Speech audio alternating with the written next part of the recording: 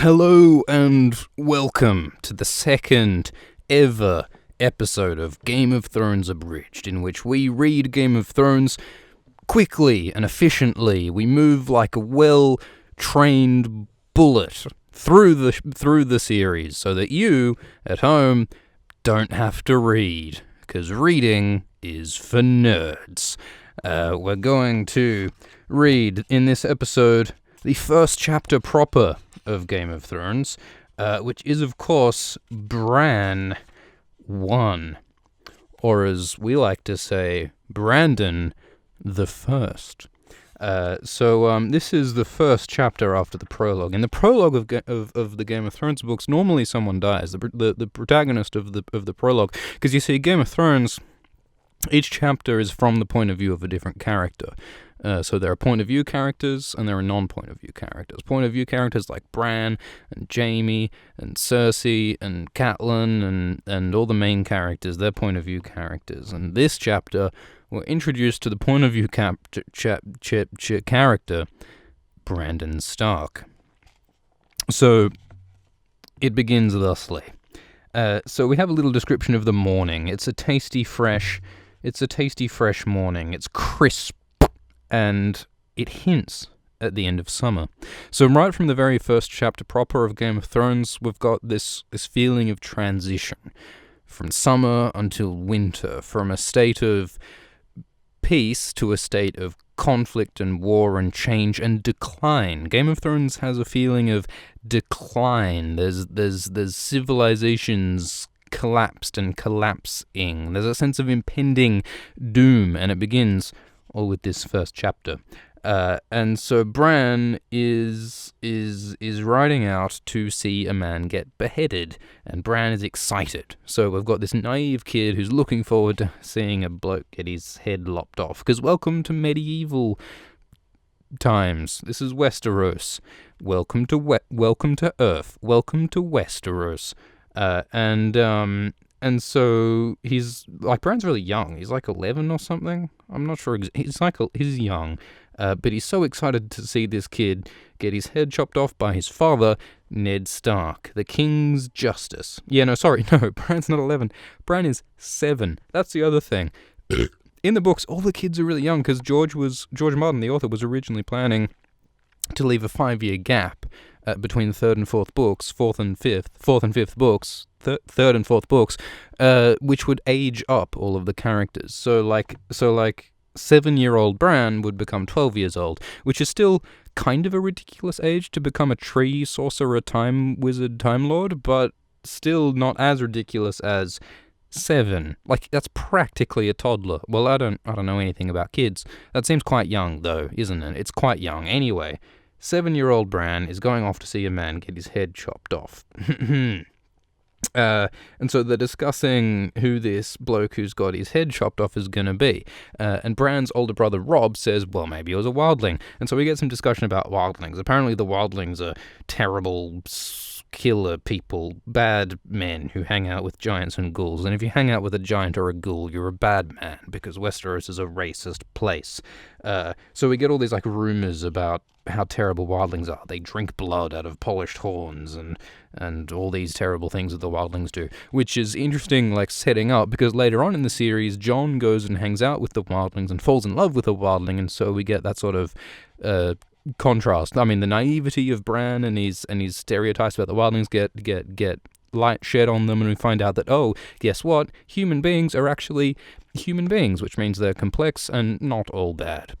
So anyway, so Bran is off on his way, and so so Bran, so they're talking about the guy who's going to get executed, and he's looking a bit fucked up. And so remember, this is Garrett is who this is. In the books, it's Will. In the show, it's Will. In the books, it's Garrett. So there's the Night's Watchman who escaped the White Walkers in the prologue, which viewers will know all about, having seen that episode.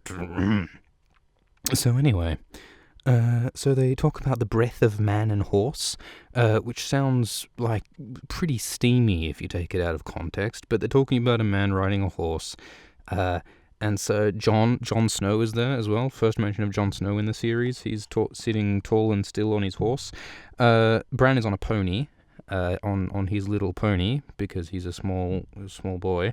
And the Starks of Winterfell. They mention the heraldry of the Starks of Winterfell, a dire wolf on an ice-white field.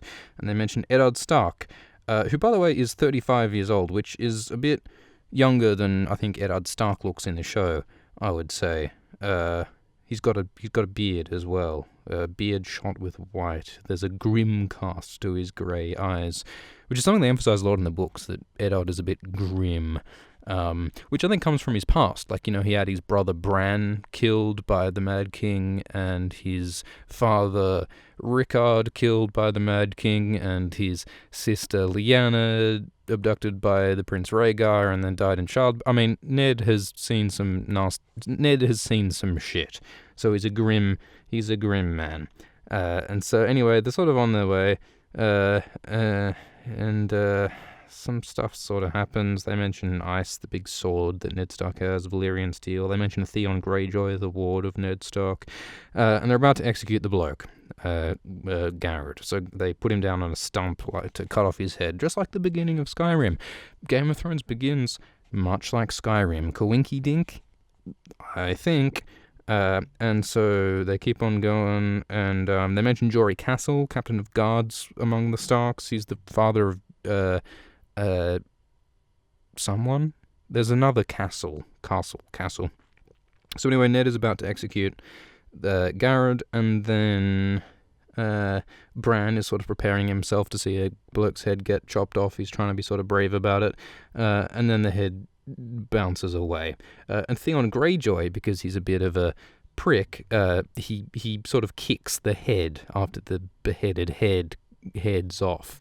It rolls off, and then Theon kicks it. So Theon's kind of a prick at the start, but then of course later he becomes a point of view character, and we start to see his point of view. That's a pattern that happens over and over in this book series. Is like you have someone or some group like the Wildlings or like Theon who seem like just pricks at the start, but then we get to see more of them, and we learn that they're actually layered, complex human beings. So like the Wildlings, we see that. Theon Greyjoy, like Jaime Lannister, we see that. At the start of the books and the show too, Jaime just seems like this like Prince Charming, wannabe, arrogant asshole.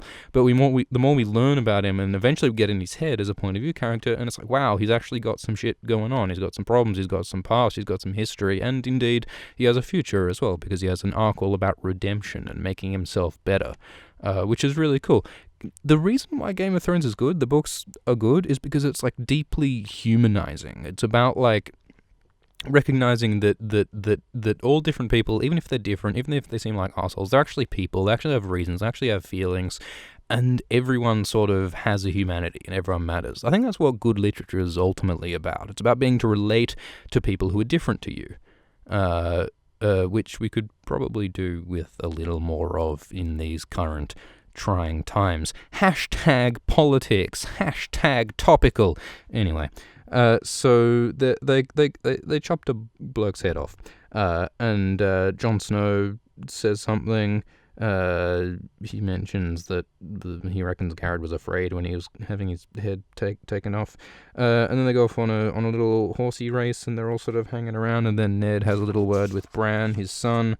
And we also established a little bit of tension with Jon being a Snow and the other kids being a Stark, which is of course one of Jon's sort of main conflicts, is that he's a bastard, he's not a real Stark. And then they sort of have a little chat, and then Ned says something important to Bran. He says, the only time that a man can be brave is when he's afraid.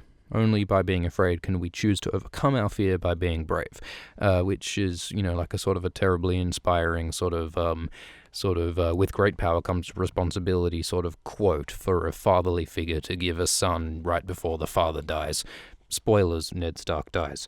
And so they talk a bit about the Wildlings, and they also talk about how Ned's like, well, if we're going to execute a cunt, I better do it personally, because I'm the king's justice, I'm the dude, and I believe that yeah, if I'm going to choose to kill a man, I think the guy deserves to be killed by me. And a ruler who kills people with like a headsman or gets someone else to do it could be a weak ruler. You forget what death means.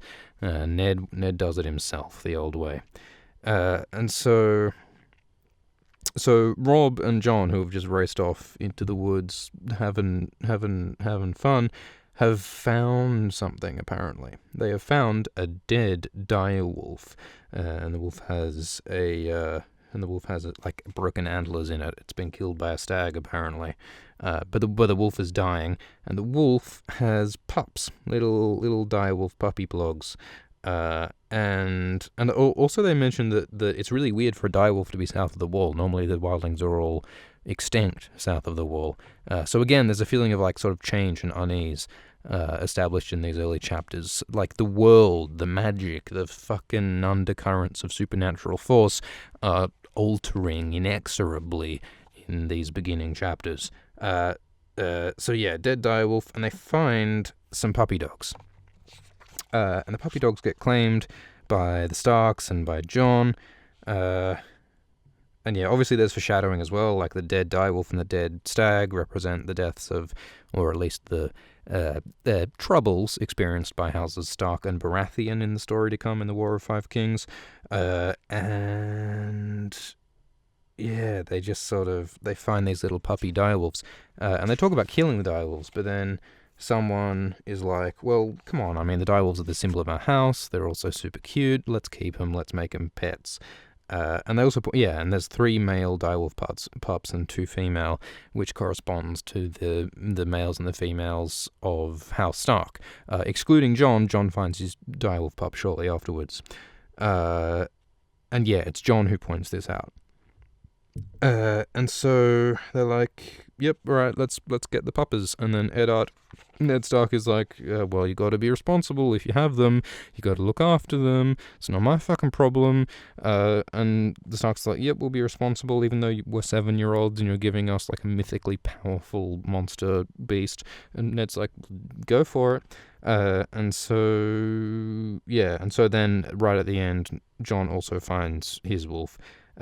And it's different to the other ones. It's an albino direwolf, and it's also silent. In the Game of Thrones show, Ghost barks and growls and does all this shit, but in the books, Ghost is not only an albino, but a mute. It's got the double whammy of disabilities, direwolf disabilities, so that's rough. But it's symbolic of Jon. I mean, maybe that represents Jon not feeling like he has a voice, and obviously it represents him being an odd one out. He's not quite a part of the Stark family. That's what this represents. Because the final words of this chapter are, "This one belongs to me," with Jon referring to Ghost. And with that, the first chapter proper of Game of Thrones is done. So, shit, man, what a chapter. There was violence, there was a bloke that got his head off, there was family drama with Jon and the other Starks. We've established Theon as a cunt who's later to be redeemed. Well, he sort of does a lot worse shit before he gets redeemed. But basically that chapter is to introduce the Stark family, and it also introduces some of the background of the Game of Thrones world, with like the Night's Watch that defends the wall, and the wildlings beyond it who are supposedly monsters, but we later learn are actually just fucking people. And also, some ideas about justice and courage, which are obviously important to the Starks and their families. So I hope you've enjoyed this second episode of Game of Thrones Abridged, and make sure to like, share, and subscribe, and I'll see you next time.